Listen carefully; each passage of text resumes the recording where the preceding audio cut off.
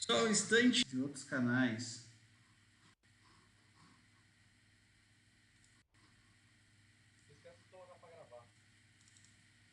Ah, quando transmite no YouTube direto, ele já grava?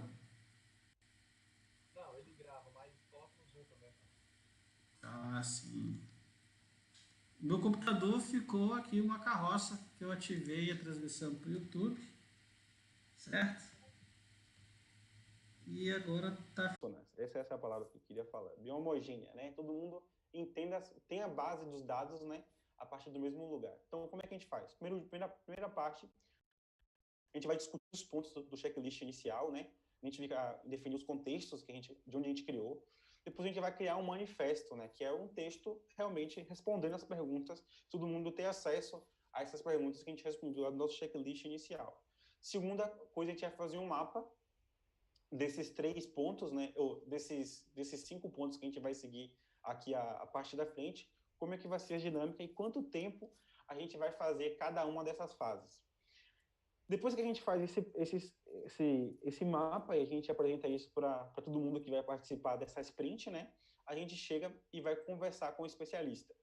E nesse especialista, ele pode ser alguém do próprio grupo ou pode ser um convidado externo. E a gente vai começar a fazer perguntas e tomar notas nessas perguntas. E toda vez que a gente falar de um processo de notas, a gente sempre vai entender que o objetivo toda vez que a gente vai estar, mas é realmente a gente buscar insights, né, aprendizados, né, a partir dessas falas. E como é que a gente vai anotar, registrar esse processo? A gente vai sempre fazer post-its ou notas, né, começando assim, como nós poderíamos, ou como poderíamos fazer tal coisa?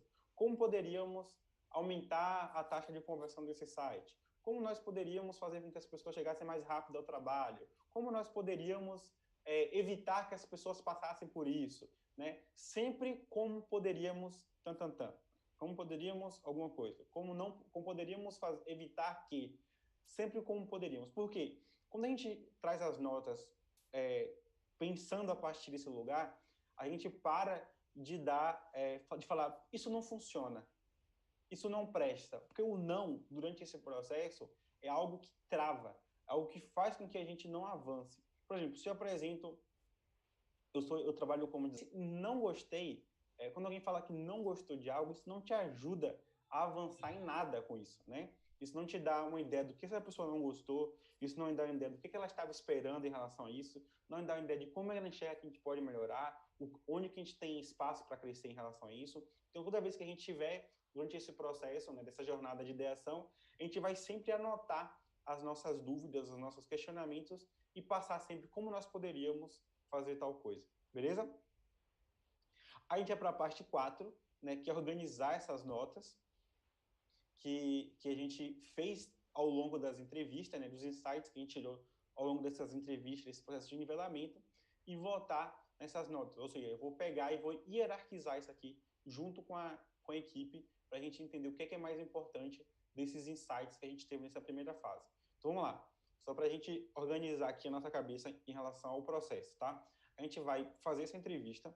Durante a entrevista, durante as respostas, né, e durante as perguntas, todo mundo vai começar a escrever notas ou tomar notas em relação ao que é falado, né? Eu vou pegar o problema e relacionar com a entrevista e vou criar essas notas. Depois que eu criar essas notas, eu vou chegar e eu falar assim, todo mundo vai passar por um processo de votar, né? Isso aqui tem valor. Eu acho que isso aqui é relevante para a gente avançar. Ah, isso aqui você vai marcar só os relevantes, no caso. Então, a partir dessas notas, você vai marcar isso para ser relevante, essa nota é relevante, essa nota é relevante. E cada um vai votar nas suas notas e apresentar isso para o grupo depois. Depois que vocês votarem, vocês vão escolher qual desses post-its, né, vocês vão avançar no processo de ideação. Qual nós poderíamos tal coisa, né? Qual desses post-its ele é o mais relevante.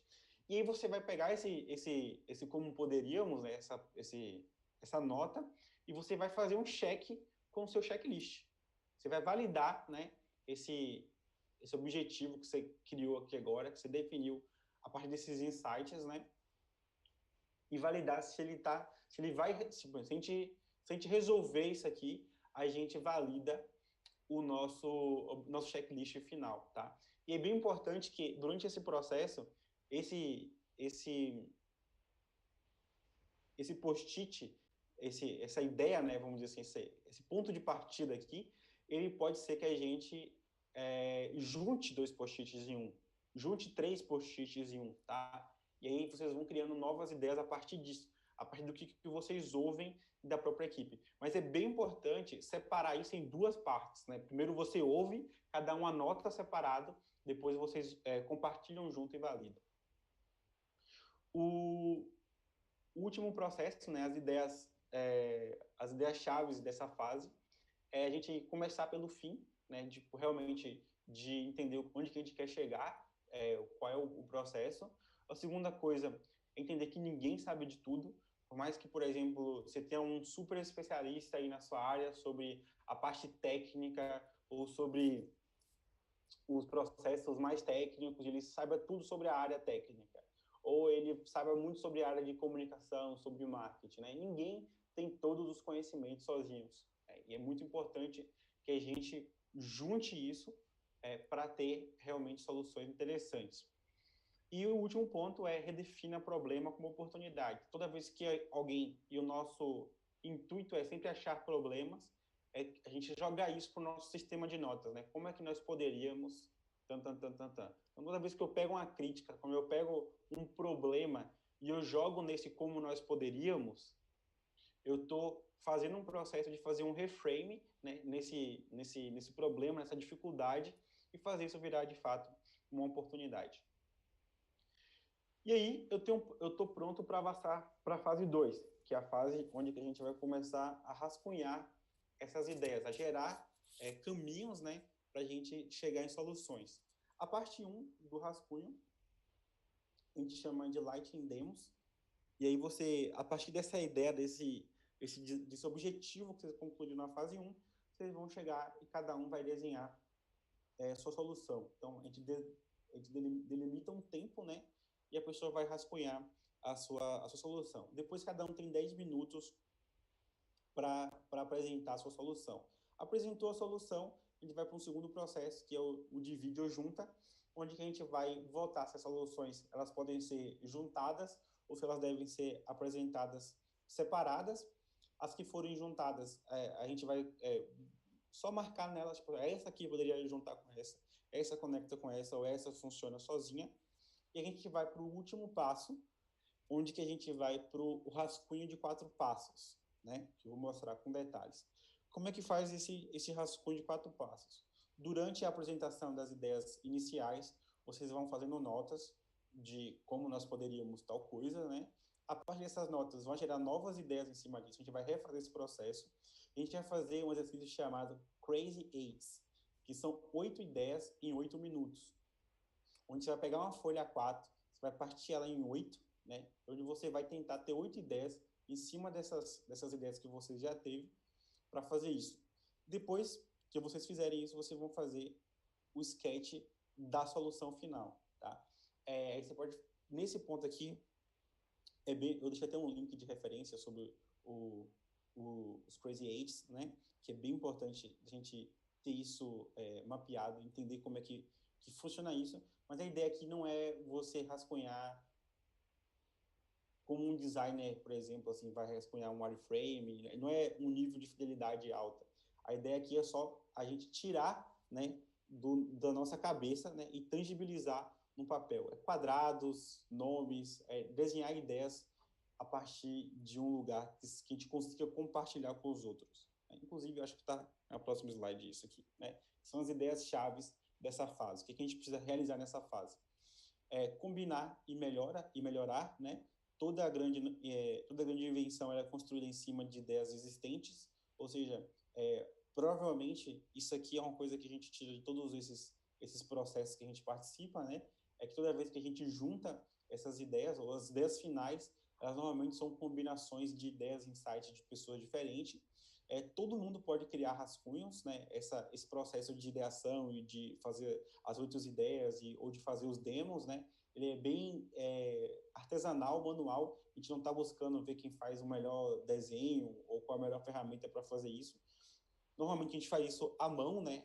Todo mundo com papel e caneta, até para tirar um pouco de distração do cenário, mas a gente faz isso online também, né? A partir de um PowerPoint, a gente abre um PowerPoint e desenha, rascunha as ideias lá, porque talvez seja ou um Paint, sei lá, enfim, qual é a ferramenta que você vai usar, mas isso não importa, né? O importante é que todo mundo consiga apresentar um rascunho da sua ideia ali. E, por último, é o ponto que a gente vai trabalhar sempre sozinho, mas em grupo, tá? E aqui tem até uma polêmica que o método traz, né? Que ele fala que brainstorms em grupo, né, não funciona. Por que brainstorms em grupo não funciona? Normalmente, eu já falei aqui um pouquinho antes, né? Porque normalmente quando você faz um brainstorming em grupo, você tem dois cenários que prevalecem, né? Uma pessoa que é mais dominante e tem mais, vamos dizer assim, mais skill ali de falar, ela vai dominar a conversa, ela vai falar, alguém vai dar uma opinião ou não, aí as pessoas, por ter poucas pessoas compartilhando de fato no processo, né? E o que a gente está buscando aqui com essa metodologia é dar uma chance de cada pessoa trabalhar na própria solução e a gente fazer as combinações no final. E aí, a gente vai para a fase 3, que é a fase da decisão, né? Imagina que durante esse processo aqui, a gente teve uma ou duas, onde que a gente precisa funilar esse processo. E se a gente voltar lá no processo de Design Thinking, né? A gente está mais ou menos aqui nessa etapa, onde que a gente passou pelo primeiro processo de entender, né, de definir um problema, onde que a gente ouviu, a gente fez as seguintes definições, agora a gente vai para o processo de ideação. A gente está abrindo aqui várias ideias, né, e a gente vai entender qual dessas ideias agora a gente vai seguir.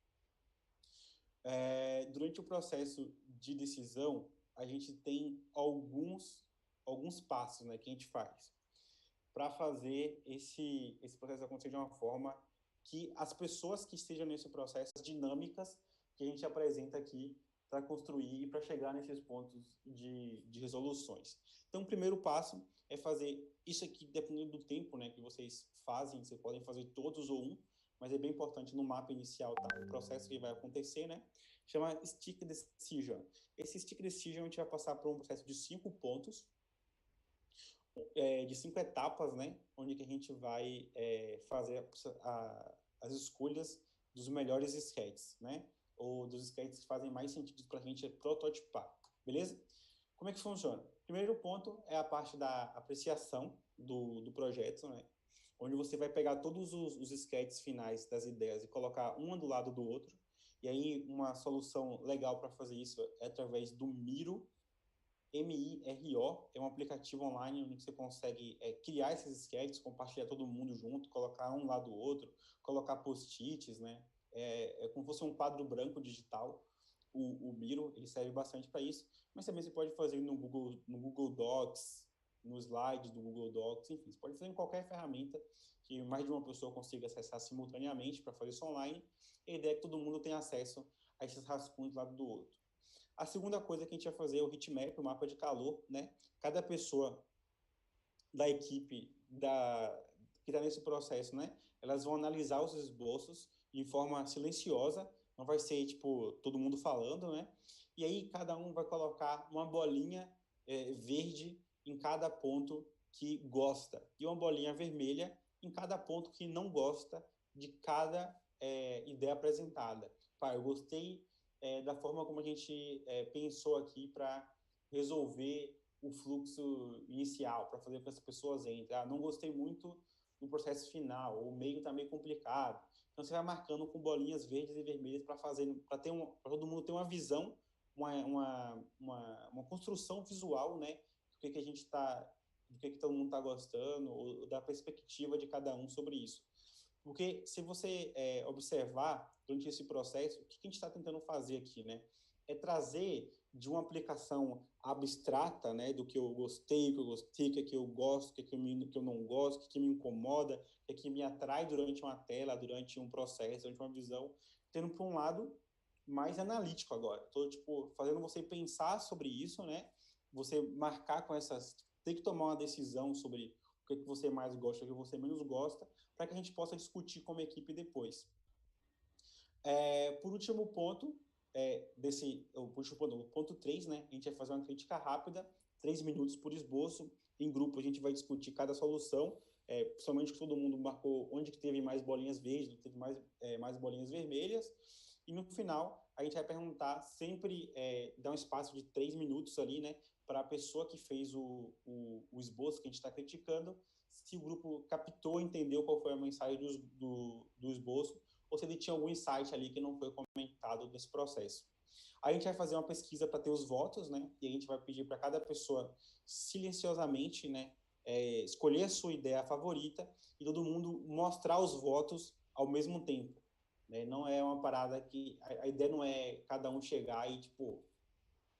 E votando de formas isoladas, de forma, tipo, eu sei que cada um votou e tal, né? Não é ter uma atribuição, né, o voto a uma pessoa, mas é saber qual é a perspectiva, qual é a percepção de todo mundo, da equipe, né, sobre esses votos. E, por último, a gente também dá, para quem tem o poder de decisão durante esse processo, né, ele tem um voto, os votos dessas pessoas que têm decisão serem marcados, né, o nome das pessoas que fez o supervoto. A parte de voto do time não ter nome, mas quem deu o supervoto marcar qual foi o voto dele.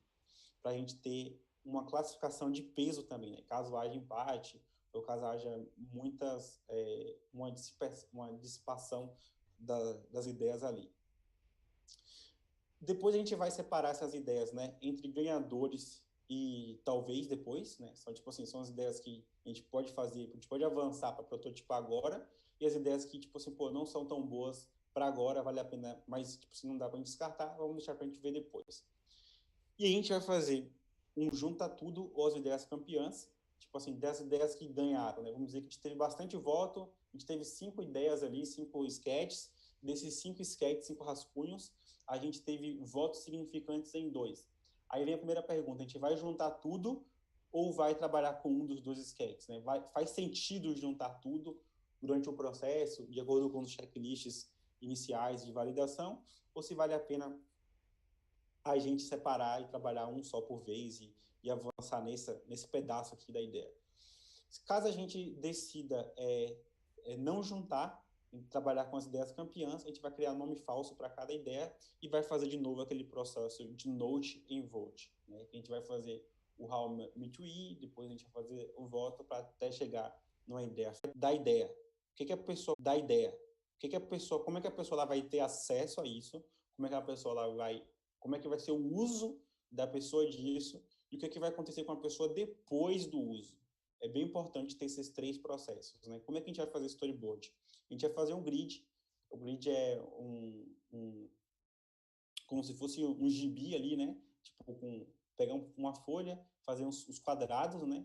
Cerca de 15 quadrados, de 5 a 15 steps que a gente vai colocar. A gente vai colocar, cara, a primeira pessoa, ela vai entrar no Google, pesquisar sobre tal coisa, ela vai achar o aplicativo, vai achar o site, ela vai fazer isso, isso e isso, aí depois que ela fizer isso e isso, ela vai ter esse benefício. Ela vai mudar nesse ponto. Para a pessoa ter um problema, eu posso até começar antes, né? Ela começa tendo uma topada no dedo, aí depois o dedo dela vai machucar, ela vai entrar no Google para pesquisar sobre Band-Aid, aí quando a gente vai ter lá a nossa solução, aí a solução vai ser mandada pelo correio, pronta entrega, enfim, né? Esse desenho aí dos sketches que você fez, você vai ter já o que você vai prototipar e transformar em uma solução que pode ser acessada por outras pessoas, né? Trabalhe sozinho em grupo, né? Vocês tem que ter essa mentalidade de a gente atribuir tarefas, né? E depois discutir as tarefas a partir da metodologia e não focar em todo mundo falar de vez ou querer ser uma guerra de opinião ali, mas ser realmente a gente ponderar as visões e achar uma visão que a gente possa seguir como um grupo. Na fase 4,